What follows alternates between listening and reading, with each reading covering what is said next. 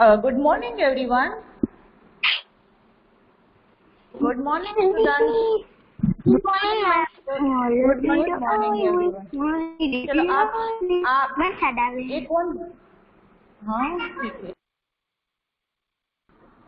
चलो आप सब असेंबली ज्वाइन करते हो. जब सुबह आपको जो टाइम टेबल मिला है उसमें भी टाइम लिखा है कि आपको इतने बजे 10 मिनट 15 मिनट हमें प्रेयर करनी है, तो उसमें भी आप 5-10 मिनट का टाइम है. हम ज्वाइन होते हैं, सब अच्छी सी प्रेयर करेंगे, सुनेंगे, थॉट बोलेंगे, न्यूज बोलेंगे, वो सब हमको जैसे कि हम स्कूल पे होते हैं. तो क्या हम असेंबली में नहीं जाते हैं ना, तो उसी से ऐसा समझ लो कि आप स्कूल पे ही हो और आपको अपना काम करना है. तो उसमें देर क्यों है? हमें क्लास तो 8 बजे वैसे भी एड होता है, 8 बजे का हमारा क्लास होता है, शुरू हो जाता है. तो उसके 10 मिनट पहले आप असेंबली में ज्वाइन हो जाओ, बहुत मजा आएगा. हम सब होते हैं. ओके. और फिर मुझे एक बात बताना था कि जैसे कि मैंने अभी कहा कि आपका होमवर्क में चेक करो, राइट. तो होमवर्क आप एवरी डे आपका काम कंप्लीट कर लो, और जब आप ऑनलाइन क्लास पे बैठते हो तब आपको कोई ऐसे अपने फ्रेंड को कोई मैसेज नहीं करेंगे, कुछ भी ऐसा मैसेज कि कैसे हो, क्या है, आवर यू, ये वो जो भी है, आपको उसको पर्सनल में व्हाट्सएप पे या फोन करके पूछ लेना, राइट. क्योंकि हमको डिस्टर्ब होता है, ऑल स्टूडेंट होते हैं ना, सब साथ में होते हैं. आप 2 फ्रेंड हो, बाकी सब तो आपके क्लासमेट है, वो सब पढ़ रहे होते हैं, उसको पढ़ाई में उसको डिस्टर्ब होती है, वो भी आपके मैसेज देखकर वो भी पढ़ेंगे, क्योंकि ये सबको दिखाई देता है. तो हमें वो नहीं करना है कि दूसरों को तकलीफ हो जाए, राइट. हमें हमारे काम में, हमें स्कूल के अलावा आपको कुछ डाउट है तो वो पूछ लो. आप यहाँ से मैंने कुछ भी करवाया तो आपको समझ में नहीं आया तो वो क्वेश्चन आप मुझे चैट बॉक्स में पूछ सकते हो कि मैम ये मुझे समझ में नहीं आया, या मैम मुझे अनम्यूट करो, मुझे कुछ बताना है आपको. ओके. और फिर जब तक मैं यहाँ से नहीं बोलूँ कि चलो हमारा क्लास कंप्लीट हो गया, ये थोड़ी बातें हमारे लिए जरूरी है कि मैं यहाँ से जब तक नहीं बोलूँ कि हमारा क्लास कंप्लीट हो गया, तब तक आपको कोई बाय का मैसेज भी नहीं करना है और लेफ्ट भी नहीं होना है. मैं लास्ट में अटेंडेंस इसलिए लेती हूँ, जो लास्ट तक रहेगा उसका ये अटेंडेंस मान्य माना जाता है. आप चले जाओगे फिर बोलोगे मैम मैंने तो क्लास किया था, 15 मिनट आप होते हो, फिर 30 मिनट आप लेफ्ट हो जाते हो.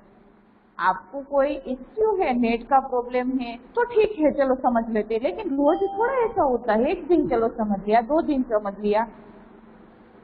तो हमें जो भी करना है वो हमें अच्छी तरह से करना है. हम अच्छे हैं, हमें अच्छा सीखना है और हमारा काम हमें परफेक्ट करना है. चलो मैम ने दिया है, कर लो, फटाफट हो जाए, फिर हम खेलेंगे, ये करेंगे.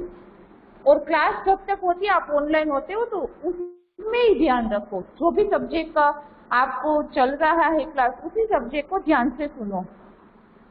फिर आपको एग्जाम में भी ज्यादा पढ़ने की जरूरत नहीं होगी, कुछ डाउट नहीं होगा, अच्छे से समझ लिया होता. तो चलो आज हम देखेंगे चैप्टर 4 में माँ कह एक कहानी.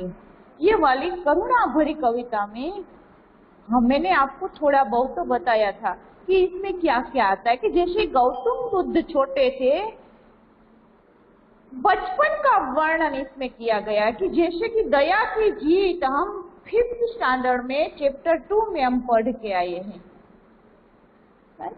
तो उसमें गौतम बुद्ध शुद्धोधन नाम के छोटा सा बालक के रूप में उसमें वर्णन है.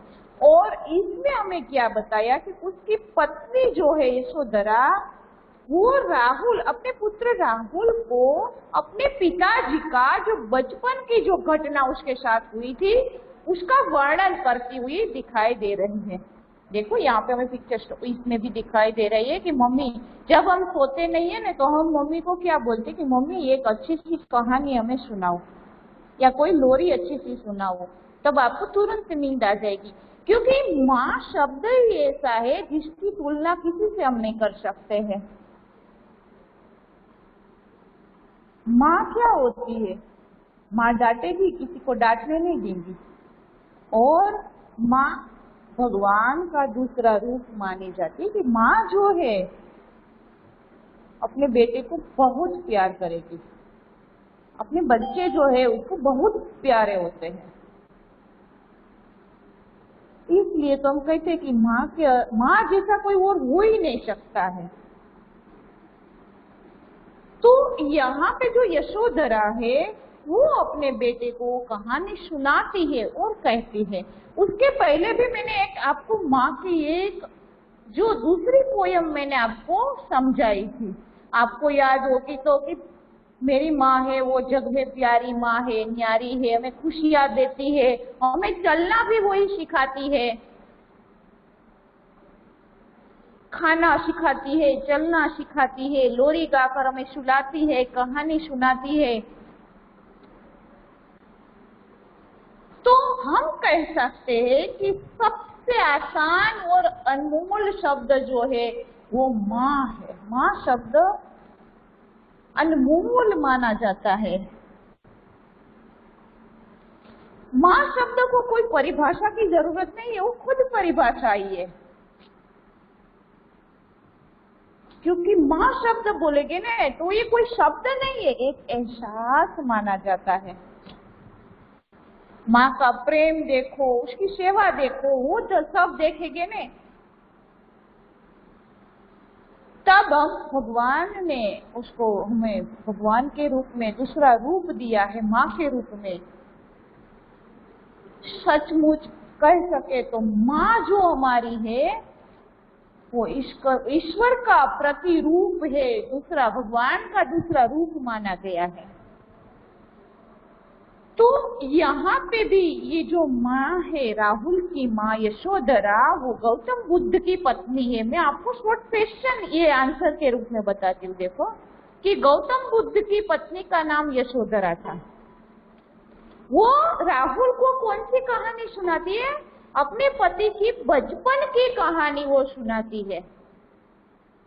और शुद्धोधन नाम का जो गौतम बुद्ध था वो बचपन में कैसा था, तो उसको पक्षियों के प्रति, जीवों के प्रति बहुत प्यार करता था, वो उसकी सेवा करता था।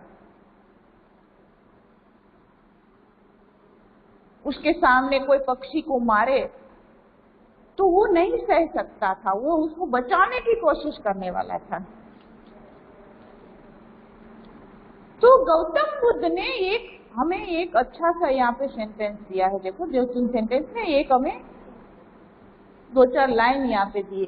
सत्य के मार्ग पर जो चलते हैं वो व्यक्ति 2 गलतियां करते हैं। कौन सी गलतियां? एक तो अपना जो काम कर रहे हैं उसको आधा छोड़ देते हैं, और दूसरा क्या है कि उसको जो गलत लगे वो उसकी शुरुआत ही नहीं करता है। वो जो काम शुरू करता है उसको पूरा करते रहता है, और जब वो नहीं करना है तो उसको शुरू ही नहीं करते हैं।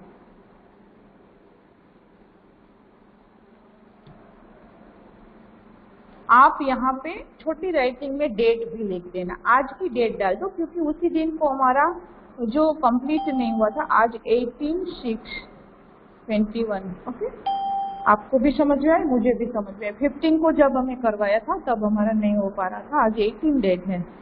तो यहाँ से आप होमवर्क करो, उसमें भी आपका डेट लिखा होना चाहिए, आपका इंडेक्स पेज होना चाहिए, आप जो भी क्वेश्चन आंसर लिखते हो वो क्लीन होना चाहिए।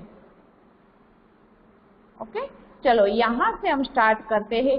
माँ कह एक कहानी, राजा था या रानी? माँ कह एक कहानी।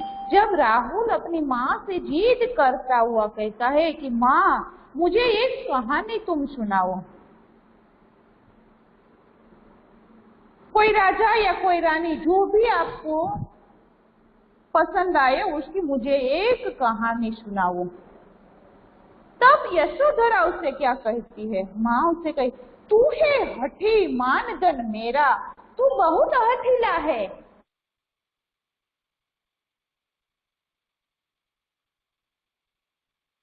तू जिद बहुत करता है मुझे मेरे से। माँ उससे कहती है तू जिद बहुत करता है मुझसे। सुन, अब तो सुन, मैं तुझे एक कहानी सुनाती हूँ।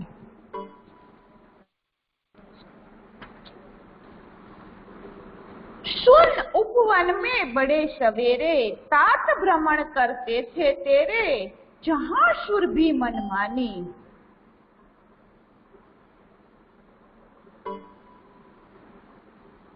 तो सुन, तू बहुत जिद्दी है, तू हठीला है। कहानी तो उसी दादा दादी सुनाते हैं आपको, मैं कैसे कहानी सुनाऊं। फिर वो जिद करने लगा तो यशोधरा उसको कहानी सुनाना शुरू करती है कि सुन, मैं तुझे बताती हूँ कि बगीचे में, उपवन में, सुबह के समय बगीचे में तेरे पिताजी भ्रमण कर रहे थे, घूम रहे थे। तो हम कोई भी बगीचे में या कहाँ पे भी जाते हैं ना इसे उपवन में, तो हमको उसका जो बगीचे की हवा बहुत सुंदर लगती है, उसकी खुशबू भी बहुत अच्छी लगती है। वहां पे बैठते तो जाने का मन नहीं करता है। तो यहाँ पे यशोधरा कहते कि तेरे पिताजी जब उपवन में घूम रहे थे सुबह के सवेरे के समय में, उसी समय वहां की खुशबू उसको बहुत पसंद आती थी, क्योंकि अलग अलग वो फूल लगे होते हैं। तो उसकी खुशबू जब आप जाओ ना उधर, तभी आपको एहसास होता है उसका कि कितनी अच्छी खुशबू आती है। जहां सुर भी मन मानी। हाँ, माँ उद्गार से पूछा, यही कहानी।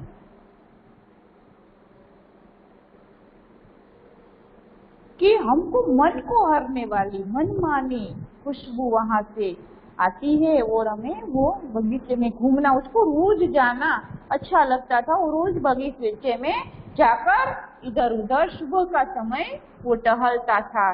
देखो, अब वो बगीचे का वर्णन किया, उपवन का वर्णन किया है। वर्ण वर्ण के फूल खिले थे, जलमल कर हिम बिंदु मिले थे, हल्के झोंके हिले मिले थे, लहराता था पानी, लहराता था पानी। हाँ हाँ, यही कहानी। वर्ण वर्ण वर्ण रंग, अनेक रंगों के फूल वहां पे खिले हुए थे। देखो, बहुत सारे कलर के फूल वहां पे खिले हुए थे, और उसकी खुशबू भी अच्छी आ रही थी। और जो रात के समय हिम बिंदु, ओस की जो बूंद आती है, ओस के कण उसके ऊपर पड़े हुए होते हैं, तो ओस के बिंदु उसके ऊपर जब दिखाई देते हैं तो कितना सुंदर दिखता है।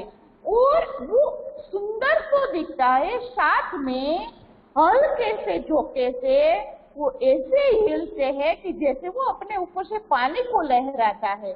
हम वो एहसास कर सकते हैं, हमारे दिमाग से सोच सकते हैं कि देखो, फूल के ऊपर जब ओस की बिंदु होती है तो वो कैसी दिखती है। जब ओस की बूंदे जरा सा वो डाली को झूलने से, हवा का जब झोंका आता है, वो जरा से हिलते हैं, तो वो जो पानी लहराता है, लहराता था पानी। हाँ हाँ, यही थी कहानी, यही थी वो राजा की कहानी। तो वो बगीचे के वर्णन के लिए कहते हैं कि ये फूलों का वर्णन किया। अब देखो आगे वो क्या करता। आगे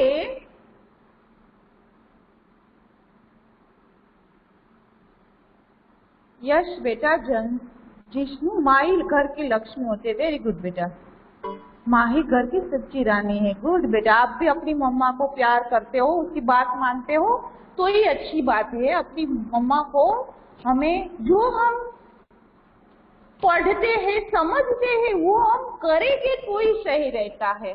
हम बातों से ही जाने देते तो वो सही नहीं होता है। चलो आगे हम देखेंगे। यश बेटा सारे काम करती है, वही घर की लक्ष्मी, वो हमारी फरमाइश भी पूरी करती है, ये खाना बनाओ, वो खाना बनाओ। तो सबके लिए हमें हमारी मम्मा से ही जितना प्यार मिलता है उतना किसी और से नहीं मिलता है। राइट, चलो आप सब भी समझ रहे हो। गाते थे खग सुमधुर स्वर में, सहसा एक हंस ऊपर से गिरा, दिग्ध होकर खर सर से, हुई पक्षी की हानि, हुई पक्षी की हानि, यह करुणा भरी कहानी।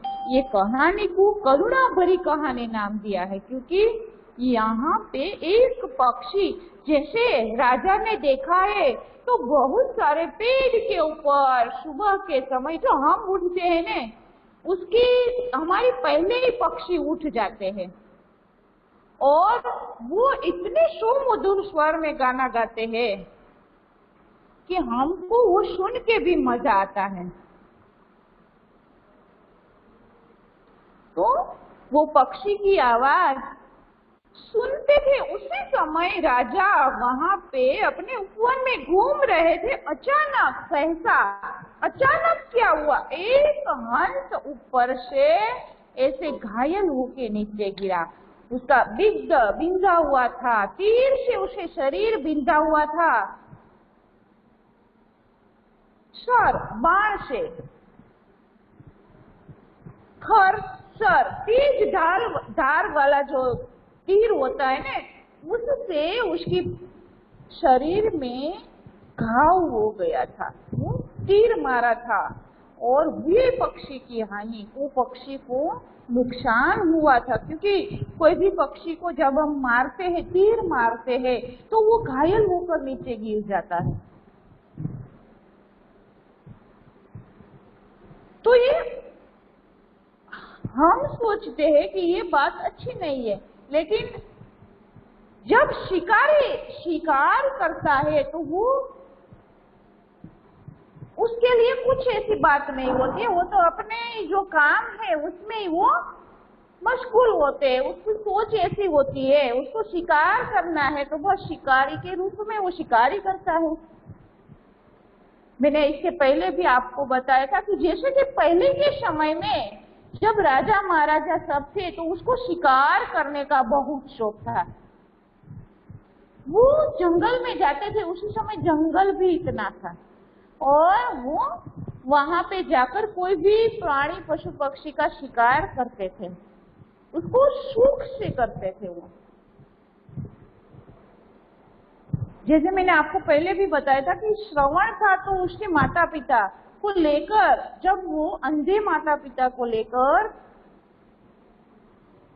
कावड़ में बिठाकर जब वो यात्रा के लिए निकले थे, परिक्रमा करने के लिए उसको लेकर निकले थे, उसी समय राजा दशरथ ने जब पानी की आवाज, जो वो इतने माहिर होते हैं अपने काम में, तीर चलाने में, कहां से भी तीर चलाए ना उसके ऊपर ही जाता था। देखो तो उसने कुछ प्राणी है ऐसा, हिरण की सोच समझकर उसने तीर मारा था और जब श्रवण को वो तीर लगा था और वहां पे ही वो उसकी मृत्यु हो गई थी। उसके अंधे माता पिता ने जब दशरथ राजा को श्राप भी दिया था, उसी समय में ये सब कुछ राजा महाराजा के समय ये सब बहुत हो रहा था कि जैसे राजा को, इसका कहने का तात्पर्य है कि राजा को शिकार का शौक था, तीर चलाना, ये सब बातें उसको बहुत अच्छी लगती थी। आगे देखे, चूक उन्होंने उसे उठाया कि ये जो तुम्हारे पिताजी वहां पे घूम रहे थे वो चूक गए थे, अचानक कुछ नीचे गिरे हमारे आगे। देखो यहाँ पे पिक्चर में भी हमें दिखाई दे रहा है चूक के रूप में कि वो चूक गए। उसने जल्दी से उसको उठा लिया, उस हंस को उठाकर अपनी गोद में ले लिया और उसके ऊपर जो तीर लगा था वो उसने निकाल दिया और उसको दूसरा जन्म दिया। इतने में क्या हुआ, इतने में वो शिकारी उसके पास आया। लास्ट में यहाँ पे हमें शिकारी भी दिखाई देता है। देखो कि उस आंखें तक, वो शिकारी को आंखें तक कहा है और वो आके कहने लगा, तुम्हारे पिताजी को कहने लगे कि ये मेरा लक्ष्य है, मेरी मेहनत से मैंने उसको प्राप्त किया है, यह हंस मेरा है, मुझे दे दो। आप उसको नहीं ले सकते हो। ऐसे दोनों के बीच में तकरार हो गई। तब तुम्हारे पिताजी ने उसको मना किया कि ये घायल हंस मैं तुम्हें नहीं दे सकता क्योंकि ये घायल पक्षी है, अभी उसको ठीक करना मेरी जिम्मेदारी है।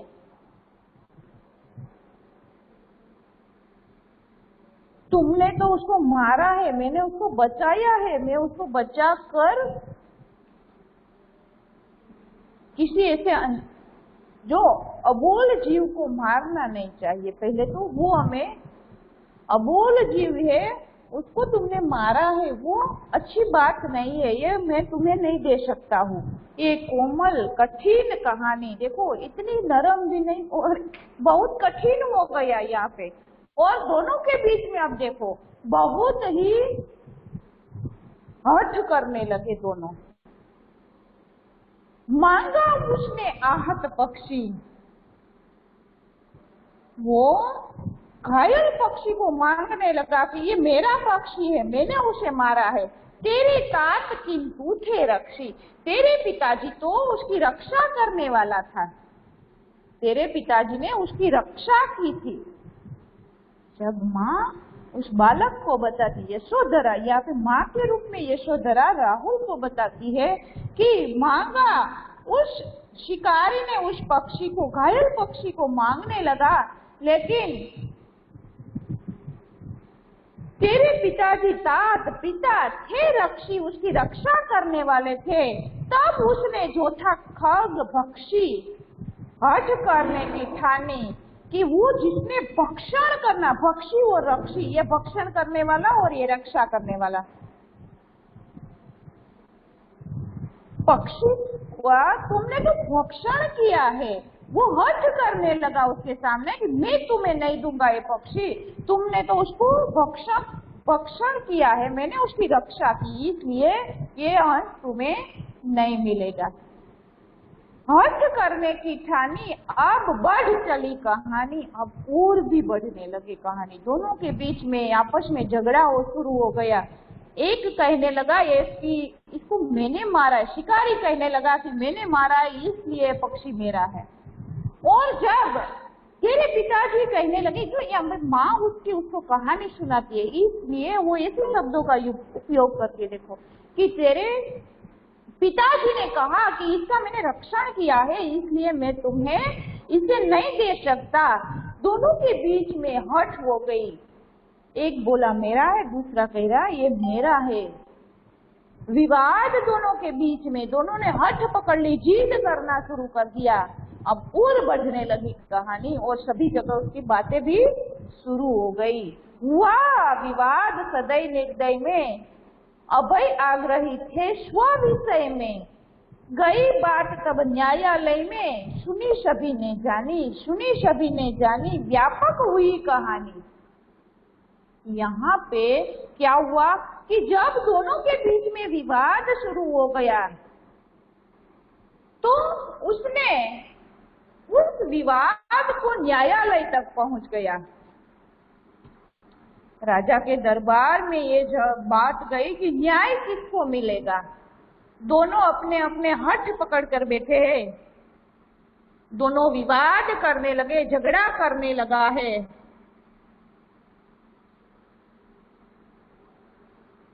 और सब अपने अपनी बातें दोनों बताने लगे स्व के विषय में, अपनी के बारे में। उधर दरबार में जाकर भी एक कहने लगा मैंने उसकी रक्षा की है, वो शिकारी कहने लगा कि मैंने उसका शिकार किया है।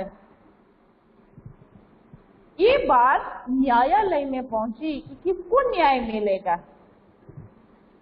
सबने ये बात सुनी, दरबार में जितने भी लोग बैठे थे सबके बीच ये बात शुरू हो गई और व्यापक हुई कहानी। इतनी फैलने लगी कहानी, व्यापक होना, फैल जाना, सभी जगह उसकी बातें करना शुरू कर देना। बाद में यशोधरा अपने बेटे को पूछती है, माँ कि राहुल तू ही निर्णय कर, इसका न्याय पक्ष लेता है किसका, कि न्याय किसको मिलना चाहिए, अब तू ही बता।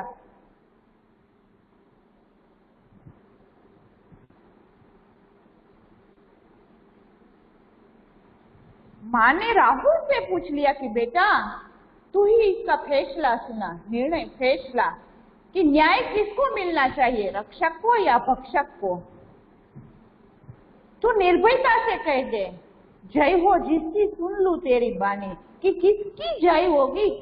तू निर्भयता से बिना डरे तुम मुझे बता दे कि किसकी जय होगी, और मैं भी सुन लू कि तू कौन से पक्ष में है, तेरी क्या बानी, तू किसको साथ दे रहा है, तू क्या बोलता है, तेरा आंसर क्या है।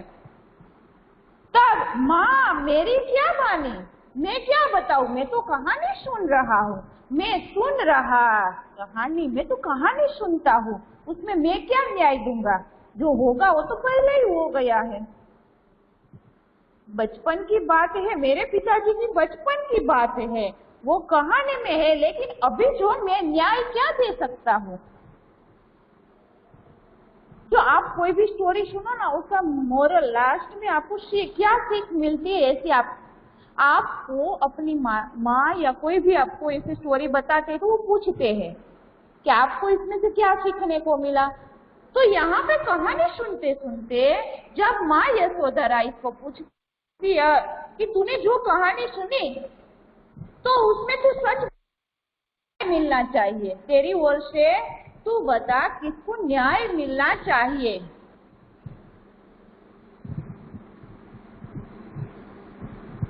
फिर माँ कहती है कि कोई निरपराध को मारे, किसी ने कोई अपराध ही नहीं किया है, ऐसे निर्दोष को मार दे तो क्या दूसरा उसे नहीं बचा सकता। उबारना, बचाना, क्वेश्चन किया है कि कोई ने निरपराध निर्दोष जीव को मार दिया है तो क्या अन्य कोई दूसरा कोई व्यक्ति उसको नहीं बचा सकता है। रक्षक पर भक्षक को वारे, रक्षा करने वाला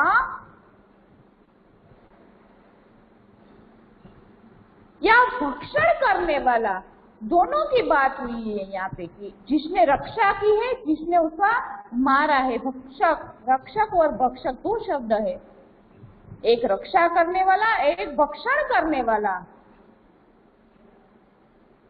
न्याय दया का दानी, जिसने उसके ऊपर दया की है, जिसने उसको बचाया है, वही सबसे बड़ा दानी है। दान करना, जो हम कहते हैं ना कि दानी किसको कहते हैं, कि कोई अच्छी बात है तो उसको हम, कोई जीव, पशु पक्षी प्राणी को बचाया है आपने, और जिसको मारने वाला ऐसा कहता है कि ये मेरा है, मैंने उसका शिकार किया, और आपने देख लिया, आपने उसे बचाया, आपने उसको कुछ नया जीवन दान दिया, तो ये दानी कहा जाता है। न्याय दया का दानी, तूने गुनी कहानी कि न्याय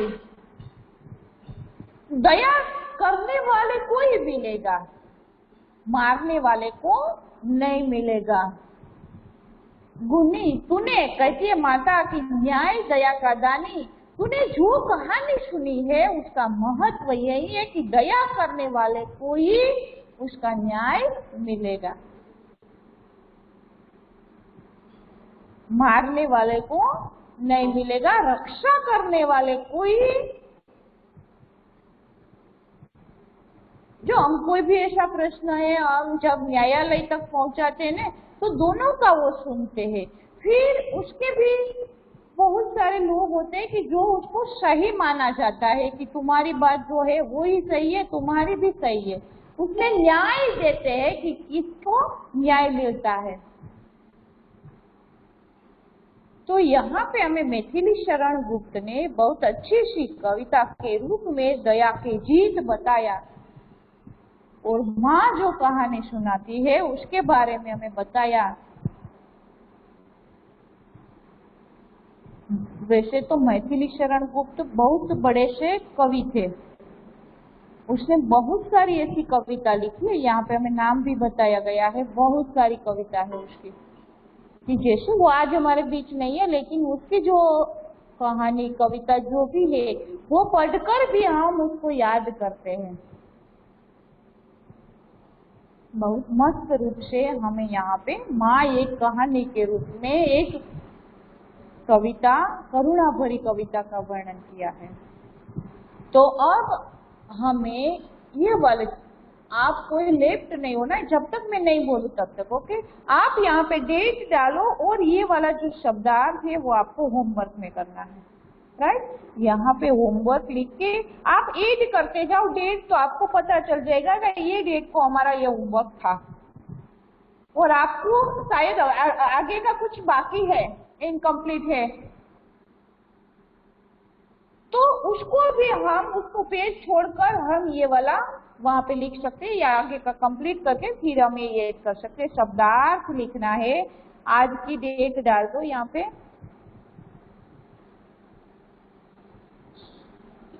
6B।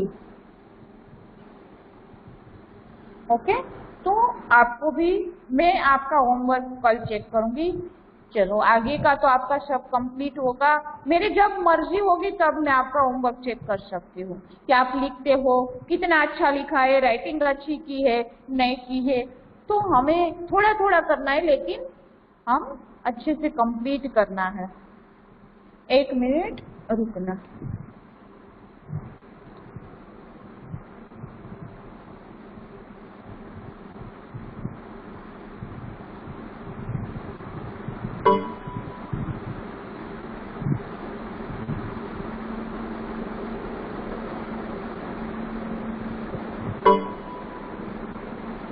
चलो अब हम देखेंगे इसके बाद एक्सरसाइज नंबर। यहाँ पे हमें कुछ कठिन शब्द शुद्ध लेखन के रूप में भी दिए हैं, वो शब्द भी आप उसके नीचे जगह है तो ऐड कर सकते हो, राइट। हमें जो यहाँ पे एक्सरसाइज दी है मौखिक प्रश्न के उत्तर, और उसके बाद जो एक्सरसाइज है कुछ नीचे लघुत्तरीय प्रश्न है, बड़े क्वेश्चन आंसर है, उसके बाद और भी बड़े क्वेश्चन आंसर है, तो वो हम सब कल करेंगे। लेकिन आज एक क्वेश्चन आंसर मौखिक प्रश्न हम कर लेते हैं। आपसे मुझे आंसर चाहिए, मैं आपको आंसर नहीं बता रही हूँ, ये तो छोटे छोटे आंसर है, इससे बाद में मैं बताऊंगी, लेकिन अभी आपको बताना है। उपवन में कौन भ्रमण कर रहा था?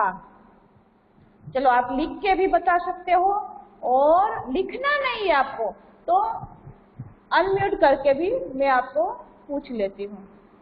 चलो कौन बताएंगे, उपवन में कौन भ्रमण कर रहा था?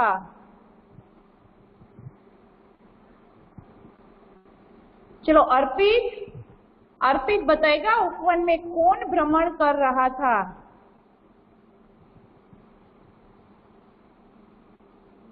अर्पित मेरी आवाज आ रही है?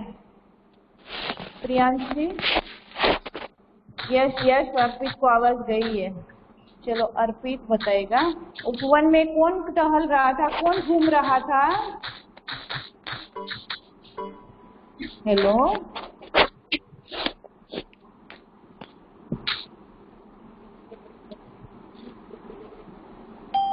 हेलो मैम मेरे पास बुक नहीं है। बुक नहीं है? ओके बेटा, मैं तुझे तेरे नंबर से मुझे हाय भेजना, मैं सब फोटो निकाल के तुझे सेंड करती हूँ। ओके, तू पढ़ सकेगा। Yes ma'am. राइट, ओके ना? तो हाँ मैम, तूने थैंक यू। सुना था, अभी तुमने जो सुना है उसमें किसकी स्टोरी थी, किसकी कहानी थी, सुनाई दिया तुझे? मैम इंटरनेट इशू की वजह से ठीक से आवाज नहीं आ रही।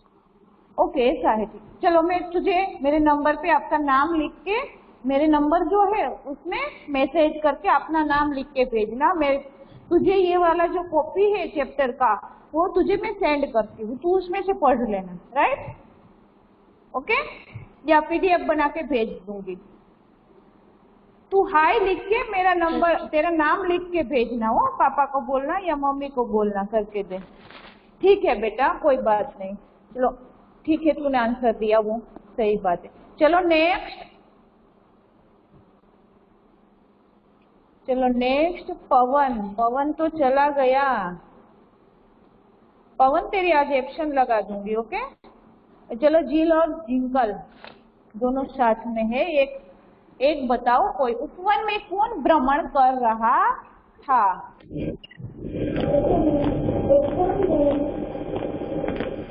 उपवन में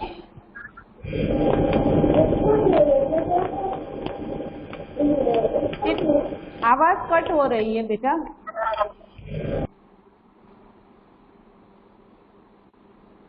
उपवन में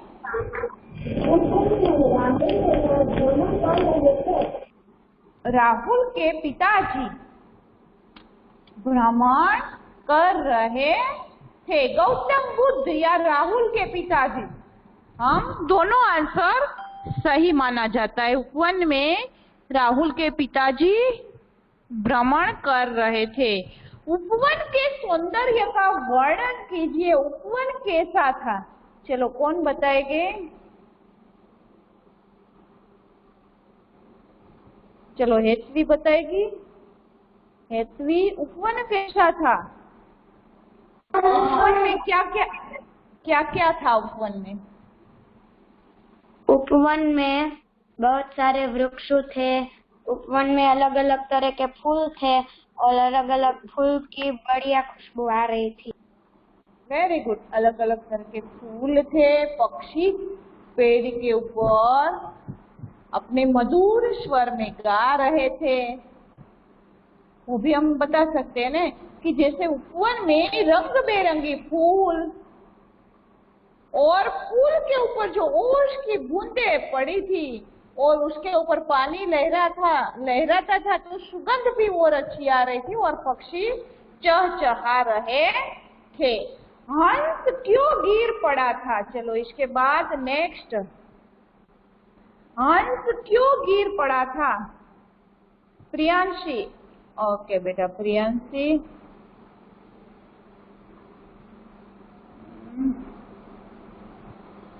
प्रियांशी, चलो पक्षी क्यों गिर पड़ा था?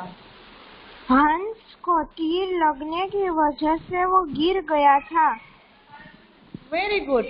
एक शिकारी ने उसको तीर से बींध दिया था, इसलिए वो नीचे गिर पड़ा था। गुड बेटा। चलो अब हम ये वाला जो मौखिक क्वेश्चन आंसर हमारा हम नोटबुक में लिखना है। कल में आपको ये जब हमारा कंप्लीट हो जाएगा, आपको सैटरडे संडे 2 दिन का टाइम मिलेगा, राइट? ये जो लॉन्ग क्वेश्चन आंसर हो सके तो मैं ये एक्सरसाइज आपको करवा दूं तो आप सैटरडे संडे 2 दिन के टाइम पे आप कर पाओगे। लास्ट में ग्रामर का पार्ट हम बाद में करेंगे, राइट? तो ये वाला आप इसको और भी एक बार पढ़ लेना और शब्दार्थ भी देखो, मीनिंग जो है वो अच्छे से ध्यान से पढ़ के लिखना। हम जब एग्जाम के पेपर में भी इसमें से कोई मीनिंग ले सकते हैं तो आपको ऑप्शन का पता होता है कि कौन सा ऑप्शन सही। जैसे मैंने यहाँ पे पूछा कि तात किसको कहते हैं? पिताजी को भी हम तात कह सकते हैं। ये हमारे लिए नया शब्द सुनाई दिया है, ऐसा लगे हमको, तो हमको पता होना चाहिए कि ये जो शब्द है उसका तात का मतलब मैंने यहाँ पे लिखा भाई, पिता, जो भी है। तो इसके आपको सही ऑप्शन का पता कब होता है कि जब आप लिखते समय ध्यान से लिखते हो। चलो ये ध्यान से लिखना है।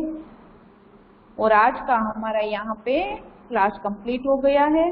ओके, जो चलो कल मिलेंगे तो हम आगे का हम क्वेश्चन आंसर करेंगे। आप भी एक बार क्वेश्चन सोचो और लिखने की कोशिश करो अपनी नोटबुक में हो सके तो, राइट? और कुछ मुझे नहीं आज के लिए, बस इतना ही। चलो कल मिलेंगे तब हम आगे का करेंगे। ओके, किसी को डाउट है कुछ? हेलो, किसी को कुछ डाउट है तो मुझे फोन करके पूछ लेना। और कुछ यहाँ पे माँ, ओके प्रियांशी, मैं बोलूँगी। ओके प्रियांशी नहीं लिखा, सब बोलते हो, सब अच्छे से आंसर देते हो, मैं सब की बारी लूंगी। ओके, ऐसा नहीं है कि मैं जिसको पूछती हूँ उसका अर्पित ने लिखा, मेरे पास बुक नहीं है। वेरी गुड बेटा, मैं बुक तेरे को सेंड कर दूंगी, राइट? चलो ओके, गुड बाय। माँ सब काम करती है इसलिए माँ में प्यारी लगती है ना। घर का जीवन है, माँ ही घर की जीवन है। गुड बेटा।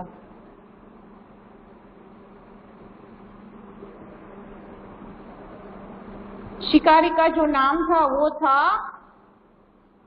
क्या नाम था जब हमें 5th में पढ़ा था तब? देवदत्त था ना। शिकारी का नाम देवदत्त था, उसमें देवदत्त के नाम से उल्लेख किया है, राइट? चलो ओके बेटा, हाँ देवदत्त था। ओके बाय बेटा।